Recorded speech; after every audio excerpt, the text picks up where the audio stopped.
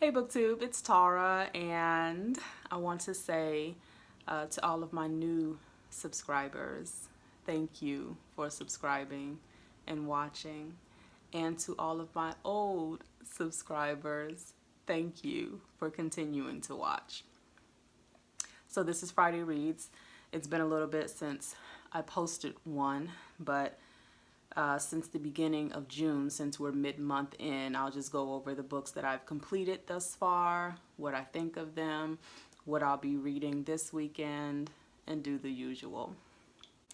So the first book I finished thus far in June is a book called The Invitation by Ashley Antoinette. And this is a novella that follows the Ethic series. And if you're not familiar, Ethic and Alani are like Ashley Antoinette's royal couple. She has so many books and so many series that a lot of the characters from a lot of her other series bleed into some of the other books later on down the line. So this novella in particular follows Alani and her baby shower. Her and Ethic are getting ready to have their own child, and we're following and catching up on the lives of Morgan, what's going on with Bella, who is Ethic's daughter, Easy, Ethic's son, you know, the host of characters that we've learned and loved in the entire Ethic series. So I gave this one 3 out of 5 stars. It was just okay for me. Just basically a little teaser or fluff piece before Butterfly 2 drops, which actually drops today and has dropped in my Kindle app today since I pre-ordered the book.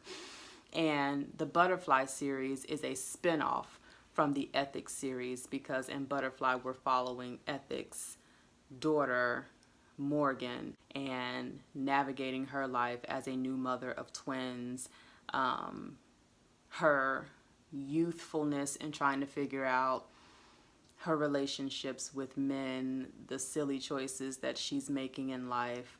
I really didn't think I would enjoy the Butterfly series just because she is so young and she does make some pretty reckless decisions in life, and I can't relate to that right now at my age. However, it is entertaining just as much as the Ethics series. So today is Tuesday, by the way, the 16th when I'm filming this. Just so there's no confusion there when I said Butterfly 2 dropped today. It dropped on the 16th. The second book that I finished thus far is a book called The Body by Bryson, and this was a scientific book that delves into our body. I learned some very interesting facts about the history of medicine, about our heart and our eyes and our brain and our vessels and our blood system, what happens when we breathe in, what we're actually breathing in. So this book was very, it was very scientific. However, it wasn't textbook science, so it didn't bore me half to death. I part listened to this on Libby and part read it because there were some interesting facts that I wanted to highlight, of course. I ended up giving this book 3 out of 5 stars, however, because it did get a little long-winded for me, maybe 3.5 stars. I enjoyed it. The next book I finished this past weekend was called Tristan Strong Punches a Hole in the Sky. And this book is by Kwame Mbalia. This is book number 1 in a series, and the second book is slated to come out, I believe, in October of this year. 5 out of 5 stars. I loved this book. It follows young Tristan Strong, a young African-American boy living in Chicago, and he gets sent down south to Alabama to spend the summer with his grandparents on their farm. Before he leaves, we learn that Tristan's best friend Eddie was killed in a tragic school bus accident where Tristan had the opportunity to save his friend, but didn't. But when he gets to Alabama, on the car ride down, his grandmother would tell him stories of John Henry, of High John, of the spider called Anansi, of a little doll baby, tree baby named Gum Baby. These characters end up taking shape in the journal that his best friend Eddie left behind that comes to life. While Tristan is on this farm, he gets transported through a hole in the sky into a world where he becomes the hero, and he's there to save the day, to help these African and African American characters escape the doom that is coming for them. And I don't want to go too in depth about everything that happened, but I will say what I took from this book was, number one, I felt embarrassed that I did not know the story of John Henry, and I did not know the story of High John, or even Brer Rabbit, Brer Fox. Gum Baby, I'm not sure if Gum Baby is a part of African or African American folklore, but Gum Baby was hilarious throughout this book. I laughed out loud several times at that character. She has a smart ass mouth. Very, very smart. But she was funny, the comic relief throughout. But it told a brilliant story of coming of age for a young African American kid who felt like an outsider and who felt that he wasn't good enough to be the hero of his own story. And there's an interesting quote at the beginning of the book, I guess maybe like a foreword. And it says, "Try finding great adventures based on Western African gods like Naomi or Anansi. Try finding stories about modern kids who encounter African American folk legends like High John, John Henry, and Brer Rabbit. Those books are a lot harder to locate." And they are, because I tried looking. "Despite the fact that millions of kids would relate to those gods and heroes even more than they would to Hercules or Perseus." Sorry, my Greek dudes. And that was by Kwame and Mbalia, who wrote this book.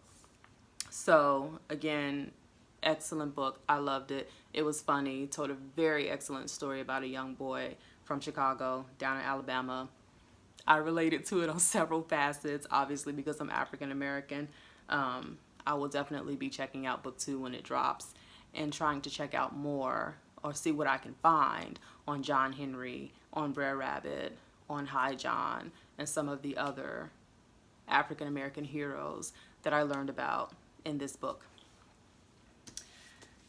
I am currently toward the middle of a book called The Vanishing Half by Bennett. This book thus far is very good. I want to say it's kind of like, it feels like a mystery to me, but let me tell you how strange it is as well. So we're following two twin sisters, Desiree and Stella. Desiree is the outspoken, mischievous one. Stella is the quiet one. History about them and where they come from. Their great-great-great-grandfather, who was owned by his father on a plantation, was left the land after his father died. Being a biracial child into an adult, he wanted to build a town for people like him, those that were not light enough to be white, but definitely not dark enough to fit in with the colored people either. So a place just for them. So he built a town called Mallard, and in this town were nothing but very, very, very fair people of color. So this is the lineage that the story follows. Desiree, the wild sister, convinces her sister Stella to leave the city or town of Mallard and go to New Orleans to build a life, to get a job, to get away. From there, the two sisters end up separating. Desiree lives her life, finds the darkest man she can find, marries him, and ends up having the darkest baby ever. This child they call in the book to be the color of blue-black. She is so dark. Stella decides she wants to live her life as a white woman. Marries a white man. Ends up having a beautiful white looking baby and takes the stance of a white woman and goes as far as to become offended when people of color decide they want to move into her neighborhood. So I'm only halfway through this book. It is interesting. It is entertaining. I am involved in the story. I need to know what's going to happen and how it's going to happen. Jude, Desiree's daughter, the blue-black young lady,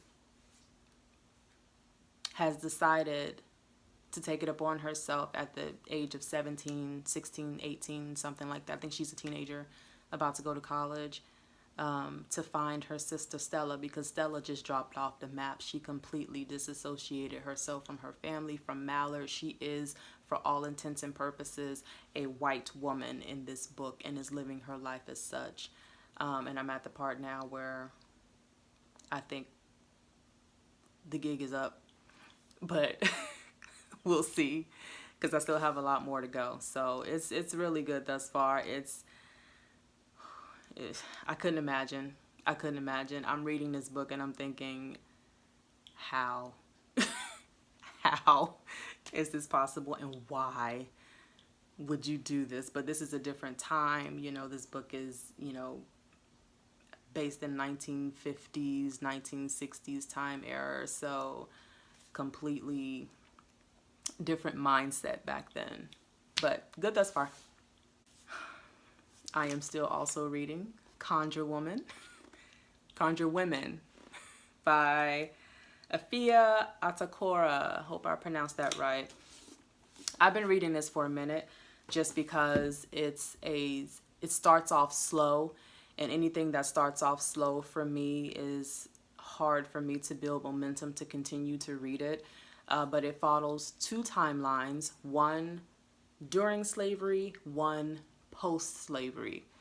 During slavery, we're following Maybelle, who is the conjure woman on the plantation. She does spells, she delivers the babies, she mixes up herbs and spices and flowers and things of that nature to heal people. She casts out haints and things of that nature, and she teaches all this to her daughter Rue, who is post-slavery.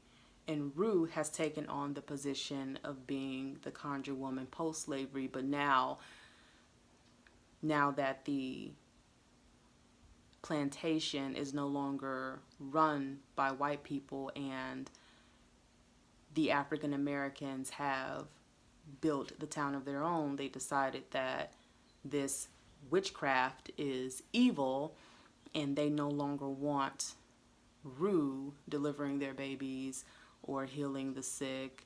And matter of fact, they're believing that Rue is the one causing this sickness throughout the plantation that is slowly killing all of the children and some of the older adults. Kind of sounds like Corona in essence, because it's affecting the babies and the small children. It's also affecting the old people, but it's not really affecting anyone in between. That just dawned on me when I was talking about this. Anyway, I saw a review of this, and I will leave the link in the description box. I believe her name is Bianca J, I believe.